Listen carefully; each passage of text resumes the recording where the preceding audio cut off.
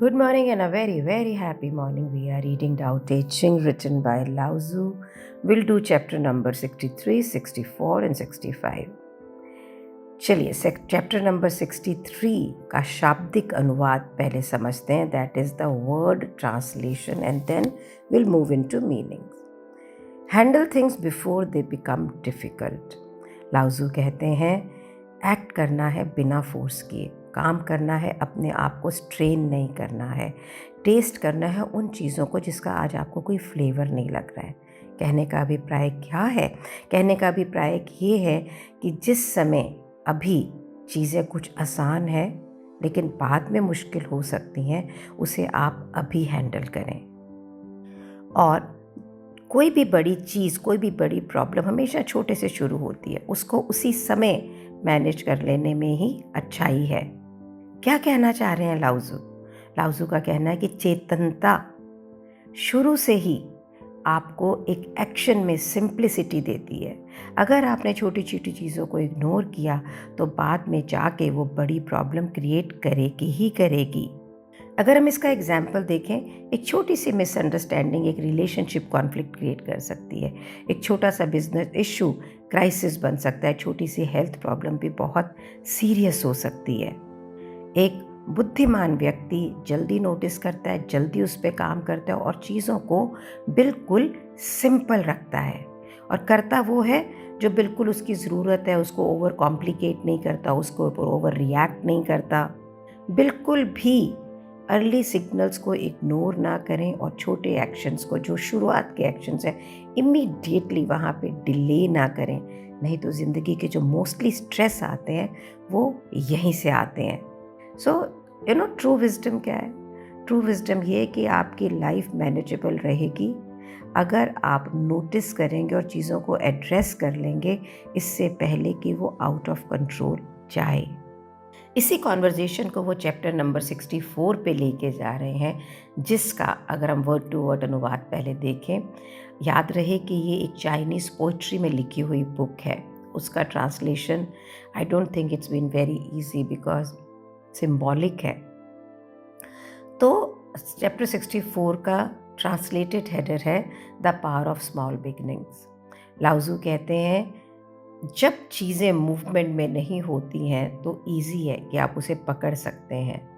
जब चीज़ें अभी शुरू नहीं होती हैं तो आप उसको मैनेज कर सकते हैं. पेड़ कैसे ग्रो होता है? एक छोटे से बीज से. एक हजारों मील की जर्नी कैसे शुरू होती है? एक सिंगल स्टेप से. लेकिन अगर आप हर चीज़ को बहुत कंट्रोल करने की कोशिश करें, बहुत इंटरफेयर करने की कोशिश करें, तो आप उसका होल लूज़ कर देते हैं. अब इसका सारांश क्या है? इसका क्या कहना चाह रहा है? जो प्रीवियस चैप्टर है उसी को और आगे गहराई से लेके जा रहा है कि जब चीज़ें बिल्कुल बिगनिंग स्टेज पे होती हैं, छोटी होती हैं, उस बिगनिंग और उस छोटेपन को निगलेक्ट ना करके उसको रिस्पेक्ट करें, इग्नोर ना करें बिगनिंग को. This is what we do. हम शुरू में पहले चीज़ों पे ध्यान नहीं देते हैं, चीज़ों को रश करते हैं और फिर जब उसके आउटकम आते हैं तो उसको कंट्रोल करने की कोशिश करते हैं. तो वहाँ से क्या आता है? Instability, mistakes, failure. और फिर हम उसे ओवर मैनेज करते हैं, ओवर कंट्रोल करते हैं, चीज़ों को टाइटली पकड़ने की कोशिश करते हैं. तो एक जो नेचुरल फ्लो होता है उसको हम डिस्टर्ब करते हैं. याद रखें कि एक पौधा नेचुरली ही ग्रो करता है. अगर आप ये सोचें कि मैं उसको खींच-तान के बड़ा कर दूंगा तो वो मर जाएगा. लाइफ के अंदर उसका रिफ्लेक्शन पता है क्या है? एक बड़ा एक्शन सक्सेस नहीं देता. कंसिस्टेंट छोटे छोटे एक्शंस आपको एक बड़ा रिजल्ट देते हैं. सो ये जानते हुए, इसको समझते हुए कि हर चीज़ छोटी शुरू होती है और अगर हम इसीलिए रिस्पेक्ट करें, उसकी बिगनिंग को अलाउ करें कि उसको एक फ्लरिश होने का टाइम दें, उसको एक नेचुरली ग्रो होने का टाइम दें, तो सक्सेस फॉलो करेगा ही करेगा. तो अगर हम ये चाहते हैं कि हम बैलेंस लूज़ ना करें, हम कोई क्रिएट प्रॉब्लम ना करें, तो आप रश ना करें, कंट्रोल ना करें, बल्कि उसको समझ के उसकी बिगनिंग से बिल्कुल चेतनता के साथ उस पर काम करें. चैप्टर नंबर 65 पे यहाँ पे अब टॉपिक बदल रहा है और ओवर इंटेलिजेंस की, जो ये हम कहते हैं ना स्मार्टनेस, जिसको हम कहते हैं ज़्यादा सियाना है, उस प्रॉब्लम को के बारे में लाउज़ू बात करते हैं और वो कहते हैं कि पुराने जो हमारे लीडर्स, पुराने जो हमारे, अगेन लीडर शब्द यहाँ पे यूज़ किया गया आपके लिए। आप अपने जीवन के लीडर हो, समाज के लीडर है, घर के लीडर होते हैं। तो वो कहते हैं कि डोंट ट्राई कि लोगों को आप बोलो तू बहुत चतुर हो जा। उन्होंने हमेशा अपने जीवन को बहुत सिंपल रखा और जब लोगों ने बहुत ज़्यादा चतुराई करने की कोशिश की है, जब सोसाइटी है उसको गवर्न करना, उसको एक डायरेक्शन देना मुश्किल हो गया है। ये एक बहुत ही एक गुण है, एक वर्च्यू है, जहाँ पे लाउज़ू बार बार आपको कह रहा है कि सिंप्लिसिटी इन लीडरशिप। लाउज़ू इस चैप्टर को मैं कहना क्या चाह रहा है, इस चैप्टर को बहुत ही मिसअंडरस्टैंड किया जाता है कि वो ये नहीं कह रहा है कि आप इग्नोरेंट करें। वो ये कहता है कि जो ये ओवर चतुराई है, इससे क्या क्रिएट होती है? मैनिपुलेशन, कम्प्लेक्सिटी, चीज़ें कॉम्प्लेक्स होती जाती हैं। तो ये जो हम बहुत ज़्यादा इंटेलेक्चुअली क्लेवरनेस, चतुराई से काम करते हैं, तो हम लोगों से डिस्कनेक्ट हो जाते हैं, हम सिंप्लिसिटी से डिस्कनेक्ट हो जाते हैं, हम सच्चाई से डिस्कनेक्ट हो जाते हैं। जिस समय हम चतुर बनते हैं, बात होते हैं बहुत बुद्धिमान है, तो ओवर थिंकिंग ज़्यादा होती है, मैनिपुलेशन ज़्यादा होती है। अब उससे क्या होता है? विश्वास कम हो जाता है। लोगों को पता लगता है कि भाई आप सिर्फ अपने लिए कुछ करना चाह रहे हैं, राइट? उनके लिए कुछ नहीं है। सिंप्लिसिटी ख़त्म हो जाती है, ज़िंदगी ओवर कॉम्प्लिकेट हो जाती है। क्लैरिटी को एनकरेज करें, अननेसेसरी कॉम्प्लेक्सिटी को बंद करें, कम करें, अवॉइड करें और सिस्टम को सिंपल रखें। हमारे भारतीय कॉन्टेक्स्ट में बुद्धि और चतुराई, इन दोनों को अलग अलग समझाया गया। चतुराई में भी बुद्धि है, पर उसके साथ में क्या है? क्लेवरनेस और मैनिपुलेशन। और बुद्धि में क्या है? Wisdom and clarity. लाउज़ू हमें विजडम के साथ ज़िंदगी जीने को बोल रहा है, क्लेवरनेस के साथ नहीं। आज के दिन हम क्या है? हाईली इन्फॉर्म्ड है, हाईली एनालिटिकल है, हाईली स्टिमुलेटेड है, लेकिन सबसे ज़्यादा कंफ्यूज आप अभी है। और ऑल्सो ये जो एक्सेसिव क्लेवरनेस है ना, ये एक मैनिपुलेशन को क्रिएट करती है।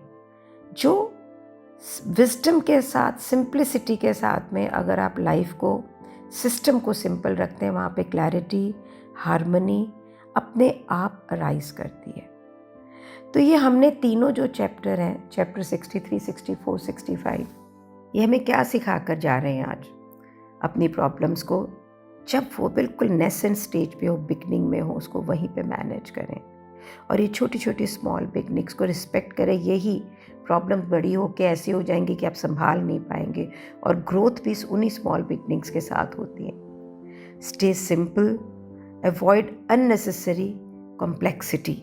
बार बार लाउज़ू हमें अपनी पूरी बुक में ये रिमाइंड कर रहे हैं कि जब हम सिंपल ज़िंदगी जीना भूल जाते हैं तो ज़िंदगी कॉम्प्लिकेटेड हो जाती है। और जैसे ही हम ओवर थिंकिंग से सिंप्लिसिटी की तरफ आते हैं तो क्लैरिटी स्वाभाविक रूप से एमर्ज करती है और ज़िंदगी ईज़ के साथ फ्लो करती है।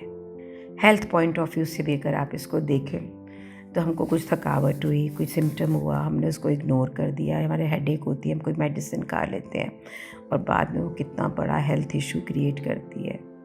बहुत बार हम एक बड़ा बिजनेस शुरू करने के लिए एक बड़ा प्लान सोचते हैं, बड़ा ये बड़ा वो, परफेक्ट भी होना चाहिए, perfect timing, perfect plan, perfect है। लेकिन अगर आप देखोगे तो बड़े बड़े बिजनेसेस मोस्टली छोटे रूप में शुरू हुए हैं, छोटे स्टेप्स के साथ शुरू हुए हैं, and they have become big. Tata, Reliance, anybody if you see here. Small actions compound करते हैं। So guys, ज़िंदगी के अंदर चीज़ों को जब वो शुरू हो रही है तभी मैनेज करें, उसको रिस्पेक्ट करें, उन छोटी छोटी बिगनिंग्स को, और अपनी ज़िंदगी को बिल्कुल सिंपल रखें। यही रास्ता है ज़िंदगी को ईज़ एंड ग्रेस के साथ जीने का। Thank you so much for being in my life. Thank you so much.